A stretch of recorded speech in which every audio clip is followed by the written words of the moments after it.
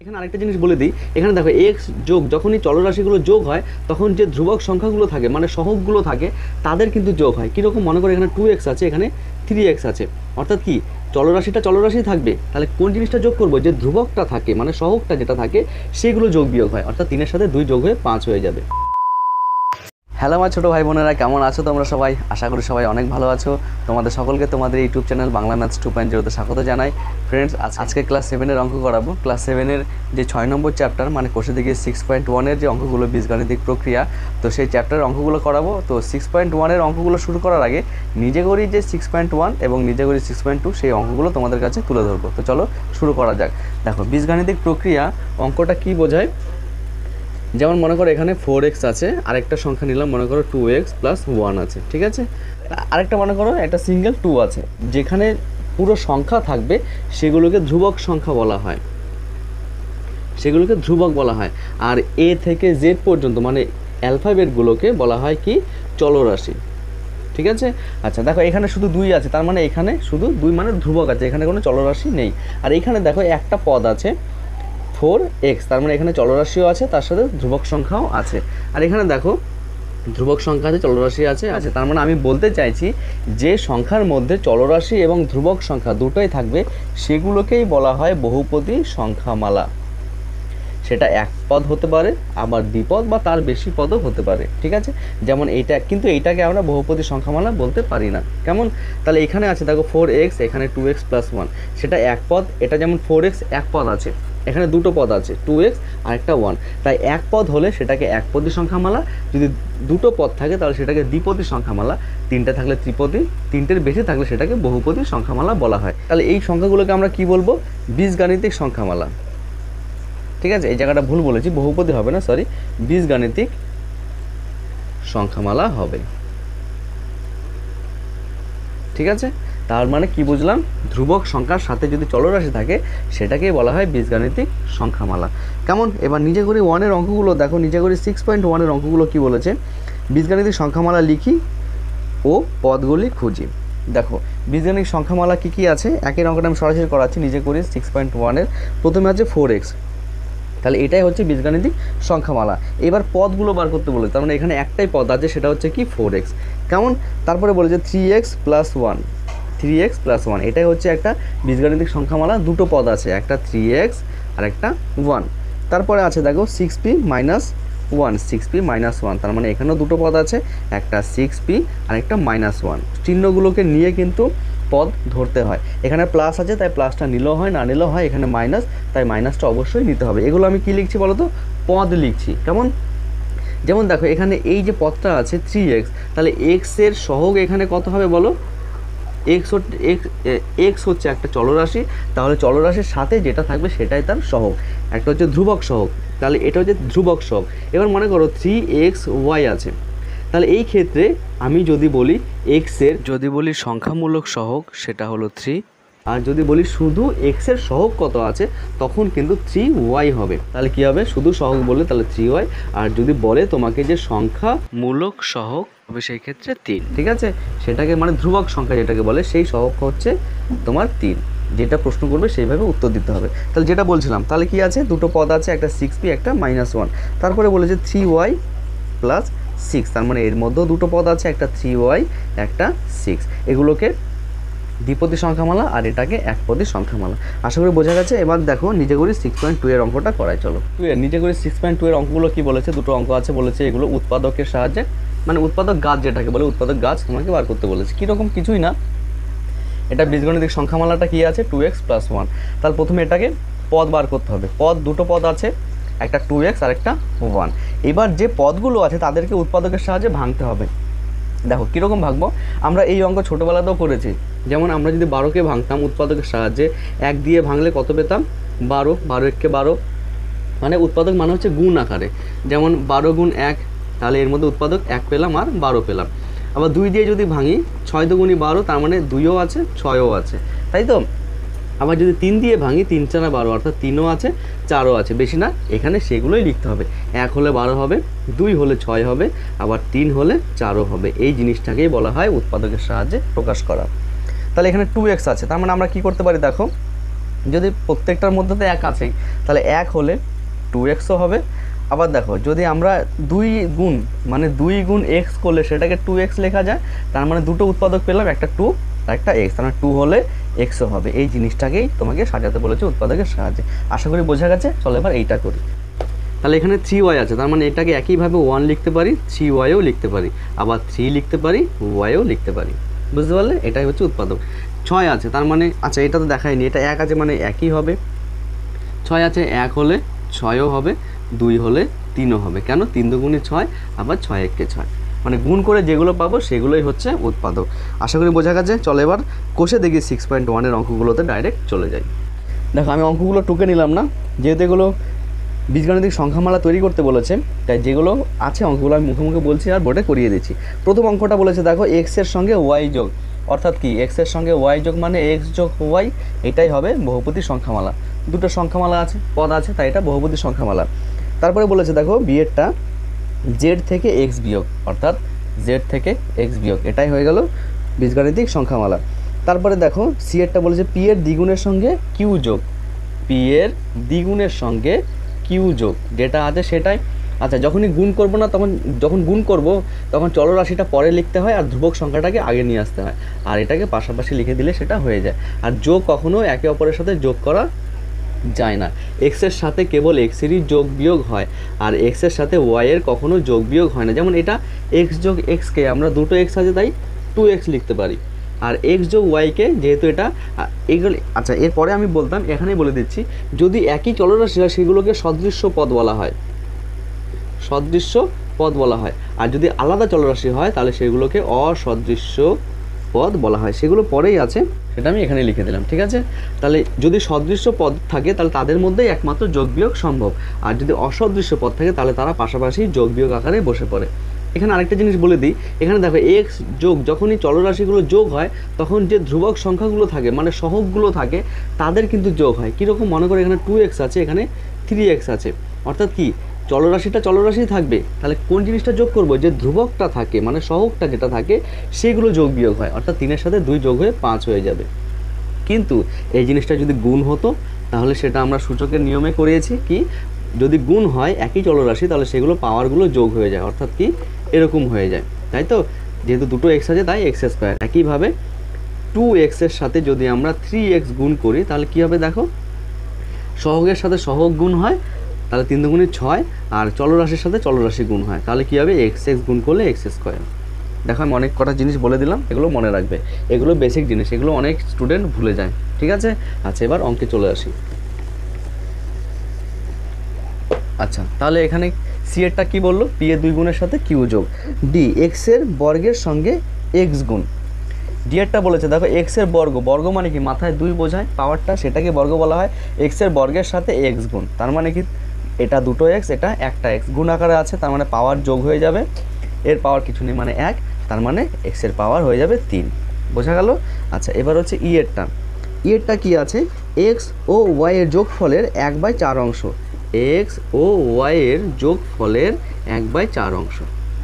ঠিক আছে? এইভাবে রাখলেও হয়, আবার 1/4টাকে আগে দিয়ে দিলাম, এক্স প্লাস ওয়াইটাকে এইভাবে রেখে দিলাম, এইভাবে রাখলেও হয়। আচ্ছা এবার এফেরটা বলেছে এ ও বি এর গুণফলের 4 গুণের সঙ্গে 7 যোগ করলাম। এ ও বি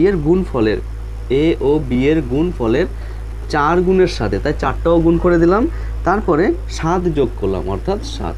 এটাকে যদি আমি গুছিয়ে লিখি তাহলে যেহেতু গুণ করছি 3টে, তাই ধ্রুবকটা প্রথমে চলে আসে আর পরে চলরাশিগুলো পাশাপাশি বসে পড়ে। ঠিক আছে? তারপরে যেটা আছে সেটাই, 4 আর 7 কিন্তু যোগ হয়ে যাবে না, কেন? এটা 4 এখানেই, এ বিটাও সাথে আছে। বোঝা গেল? আচ্ছা এবার হচ্ছে জি এরটা। জি বলেছে দেখো এক্সের দ্বিগুণের সঙ্গে এক্সের দ্বিগুণ, অর্থাৎ লিখে নিই এক্সের দ্বিগুণ মানে এক্স গুণ 2, এক্সের দ্বিগুণের সঙ্গে ওয়াইয়ের অর্ধেক যোগ, ওয়াই এর অর্ধেক, অর্ধেক মানে কি? অর্ধেক মানে হাফ, তাই তো?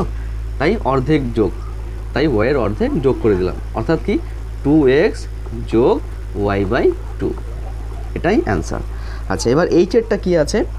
এইচেরটা আছে হচ্ছে এক্স ও ওয়াইয়ের সমষ্টি থেকে, আগে সেটা করো, সমষ্টি মানে হচ্ছে যোগফল, এক্স ও ওয়াইয়ের সমষ্টি থেকে এক্স ও ওয়াইয়ের গুণফল বিয়োগ করছি কাকে, এক্স ও ওয়াইয়ের গুণফল, মানে গুণফল মানে কি পাশাপাশি রেখে দিলে সেটা গুণ আকারে বোঝায়, এটাই হবে ডাইরেক্ট অ্যান্সার।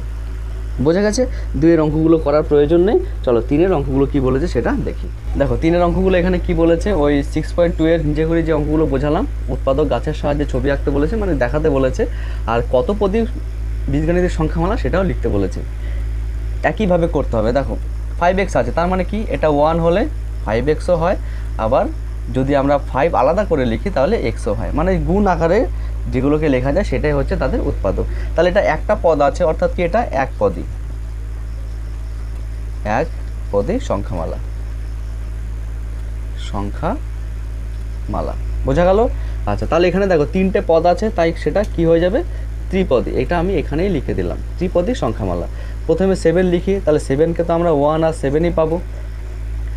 2xকে কি পাবো, একইভাবে 1 পেলে 2x, আবার x পেলে 2, বুঝতে পারলে? 4টে উৎপাদক পেলাম।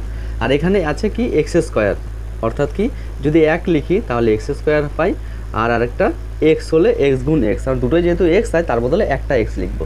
বোঝা গেল? একইভাবে এটা 3টে পদ, তাই এটাও ত্রিপদী সংখ্যামালা।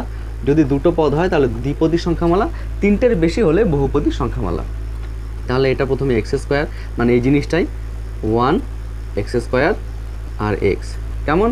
তারপরে আছে হচ্ছে x, তার মানে এটা 1 আর x পাবো, যেহেতু xকে 1 গুণ x লেখা যায়। তারপরে 1 আছে, এটা তো একই হবে। দেখো এবার ডি এর অঙ্কটা কি আছে, 2টো পদ আছে, তাই এটা হবে দ্বিপদী সংখ্যামালা। তাহলে প্রথমে কি আছে 2 এক্স স্কোয়ার ওয়াই, আর এটা 7কে যদি আমরা আলাদাভাবে লিখি তাহলে 1 আর 7ই পাবো। আর এটাকে দেখো কতগুলো পাচ্ছি, তাহলে আমরা প্রথমে 1 থেকে শুরু করি। তাহলে 1 থেকে যদি শুরু করি তাহলে এখানে কি পাচ্ছি দেখো 2 এক্স স্কোয়ার ওয়াই, কারণ 1-এর সাথে এটা গুণ করলে এটা পাবো। এবার একটা একটা করে লিখি প্রথমে, হ্যাঁ, তাহলে প্রথমে আমরা 2 লিখলাম, তাহলে 2 লিখলে বাকিটা কত করে থাকছে এক্স স্কোয়ার ওয়াই, সেটাই লেখো এক্স স্কোয়ার ওয়াই। এখান থেকে আমরা এবার এক্স স্কোয়ার নেব, এক্স স্কোয়ার নিলে কী পড়ে থাকছে বাকি দুটো, মানে 2y, ঠিক আছে 2y। আচ্ছা এবার ওয়াই নেব, ওয়াই নিলে কি পড়ে থাকছে বলো, ওয়াই নিলে 2x স্কোয়ার পড়ে থাকছে, 2x স্কোয়ার পড়ে থাকছে। হ্যাঁ দেখো এইবার দেখো এখানে এক্স স্কোয়ার x দুটো আছে, তো তাই দুটোর মধ্যে আমি একটা নিয়ে নিলাম। তাহলে একটা নিলে কি x, যদি x নিই দেখো x ছাড়া বাকি কি পড়ে থাকে 2xy পড়ে থাকে, তাই এখানে ফাঁকা জায়গায় লিখবো 2xy, কেমন? এইবার এই এক্সটা যদি আমি 2-এর সাথে গুণ করে দিই তাহলে কি হবে দেখো 2x, তাহলে এখানে মনে করে একটা জায়গা ফাঁকা করে নিচ্ছি, তাহলে 2x। যদি আমি 2x নিই তাহলে দেখো বাকি xy পড়ে থাকছে, অর্থাৎ এখানে নিয়ে নিচ্ছি বাকি xy, ঠিক আছে? দেখো আর কোনো কিছু নেওয়া যাচ্ছে না, এটাই হচ্ছে উৎপাদকের সাহায্যে গাছ তৈরি করা। কেমন? একটু বড় হয়েছে, যাই হোক তোমরা একটু বুঝে নিয়ে ফাঁকা ফাঁকা করে খাতায় লিখবে। এবার এটাতে চলে আসো, এটাও 2টো পদ, তাই এটা দ্বিপদী। একইভাবে 2y³ নেব আর একটা y নেব, তাহলে y-কে আমরা 1 আর y লিখতে পারি, আর এটাকে একইভাবে প্রথমে 1 দিয়ে শুরু করব, 1 দিয়ে নিলে 2y³ হয়। তারপরে যদি আমরা 2 নিই তাহলে বাকি পড়ে রইল y³। আচ্ছা একইভাবে যদি আমরা y³ নিই তাহলে কি পড়ে রইল, শুধু না সরি y³ নেওয়া হয়ে গেছে, তাই তো? তাহলে এটা নেওয়া যাবে না, তার মানে কী নিতে পারি দেখো, শুধু একটা y নিতে পারি। দেখো যদি y নিই তাহলে কি পড়ে থাকছে 2y², তাই তো? y নিয়ে নিলে 2y² পড়ে থাকছে। আর যদি আমরা y² নিই, ঠিক আছে, তাহলে y² নিলে কি পড়ে রইলো, y² নিলে 2y পড়ে থাকছে। দেখো 2y নিয়েছি, 2y নিয়ে এখানে লিখছি 2y, কেমন? আর কি নেওয়া যাবে বলো, y² নিয়ে নিলাম, 2y নিয়ে নিলাম, হ্যাঁ আর কিছু নেওয়া যাবে না, এটাই হচ্ছে অ্যান্সার, ঠিক আছে? আর যদি কিছু নেওয়া যায় আমাকে অবশ্যই কমেন্ট করে জানিয়ে দেবে, কেমন? আচ্ছা এবার এটাতে চলে আসো, এখানে 3টে পদ আছে, অর্থাৎ কি এটা ত্রিপদী সংখ্যামালা, সেটা আমি লিখলাম না, তোমরা লিখে নেবে। প্রথমে কি আছে এক্স স্কোয়ার ওয়াই, তারপরে আছে xy², তারপরে আছে xyz, কেমন? এটা একটু মুছে দিই তাহলে বুঝতে সুবিধা হবে। প্রথমে 1 নেব, তাহলে 1 নিলে x² y থাকে, তারপরে x নেব, তাহলে x নিলে xy থাকে, ঠিক আছে? তারপরে যদি আমরা x² নিই তাহলে y থাকে। আচ্ছা তারপরে যদি আমরা xy নিই তাহলে শুধু না xy নেওয়া হয়ে গেছে, এই যে xy নেওয়া হয়ে গেছে, তাহলে কি নেওয়া যাবে দেখো, আর x নিয়েছি, x² নিয়েছি, y নিয়েছি, তাহলে এক্স, হ্যাঁ আর কিছু নেওয়া যাবে না। ঠিক আছে, এটাই হচ্ছে অ্যান্সার। এবার এটা একইভাবে করো, এই জায়গাটা মুছে দিই। কী কী আছে দেখো, প্রথমে 1 নিলাম, তাহলে এখানে এক্স ওয়াই স্কোয়ারই থাকবে। তারপরে কি নিলাম, এক্স, তাহলে এক্স নিলে ওয়াই স্কোয়ার। তারপরে যদি আমরা ওয়াই নিই তাহলে কি পড়ে থাকছে, এক্স ওয়াই। দেখো আর কিছু নেওয়া যাচ্ছে না, এক্স ওয়াই নিয়ে নিয়েছি, ওয়াইও নিয়ে নিয়েছি, এক্স আলাদাভাবেও নিয়ে নিয়েছি। কেমন, এবার এটা দেখো, তাহলে এটা হয়ে গেছে, এটা মুছে দিই। দেখো যদি আমরা 1 নিই তাহলে এক্স ওয়াই জেড, যদি আমরা এক্স নিই তাহলে ওয়াই জেড, যদি আমরা ওয়াই নিই তাহলে এক্স জেড, যদি জেড নিই তাহলে এক্স জেড। ঠিক আছে, দেখো আর কিছু সবই নিয়ে নিয়েছি, এক্স ওয়াইও নিয়ে নিয়েছি, এক্স জেডও নিয়ে নিয়েছি, শুধু আলাদাভাবে সবকটাও নিয়ে নিয়েছি, তাহলে এটাই হবে অ্যান্সার। এবার চলো ইএফ, এবার জি এর অঙ্কটা করি। জি আর এইচ দুটো আছে, সেটা করে ফেলি। দেখো এই জি এর মধ্যে দুটো পদ আছে, তাই এটা দ্বিপদী সংখ্যামালা। তাহলে প্রথমে এক্স ওয়াইকে নেব, তারপরে 2x স্কোয়ার ওয়াই স্কোয়ারকে নেব। ঠিক আছে, এটা অনেকগুলো আসবে। দেখো এটাকে যদি আমরা 1 নিই তাহলে এক্স ওয়াই পাচ্ছি, যদি এক্স নিই তাহলে ওয়াই পাচ্ছি, আর কিছু পাচ্ছি না।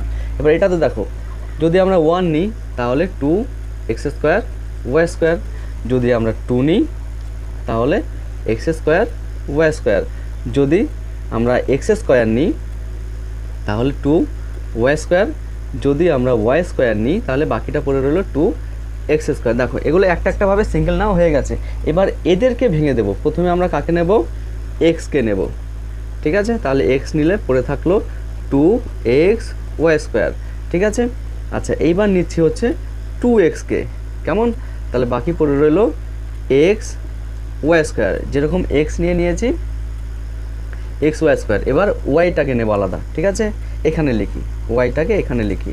তাহলে প্রথমে ওয়াই নিলাম, তাহলে ওয়াই নিলে কি পড়ে রইল 2x স্কোয়ার ওয়াই। ঠিক আছে, এইবার কি নেব, 2y নেব, 2y নেব, তাহলে কি পড়ে রইল এক্স স্কোয়ার ওয়াই নিলাম, ওয়াই পড়ে রইল।